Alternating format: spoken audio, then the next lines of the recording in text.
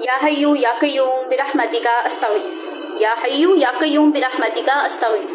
अगर आप बहुत ज़्यादा फाइनेंशियली जो डिस्टर्ब हैं, आपके बहुत ज़्यादा क्राइसिस ऐसे चल रहे हैं आपकी लाइफ में, आपको कुछ समझ नहीं आ रही, किसी तरफ से आपकी प्रॉब्लम सॉल्व नहीं हो रही, आपको जो है ना चारों तरफ से मुश्किलों ने घेरा हुआ है, तो आपने घबराना नहीं है, आपने इस छोटे से अमल को कर लेना है। इंशाल्लाह आपको इसका जरूर फायदा होगा। अमल करने से पहले कमेंट सेक्शन में अल्लाह अकबर लिख दें, मेरे अकाउंट को फॉलो कर लें। अब मैं बताती हूँ किस तरीके से अमल करना है। आपने क्या करना है, आपने डेली बेसिस पे हर रोज अव्वल आखिर आप लोगों ने 3-3 मरतबा दुरूद इब्राहिम पढ़ना है। दरमियान में आप लोगों ने 313 मरतबा 313 टाइम्स आपने पढ़ना है या हय्यू या कय्यूम बिरहमतिका अस्तगीस। ठीक है, पढ़ के आपने सच्चे दिल से अल्लाह पाक से दुआ करनी है।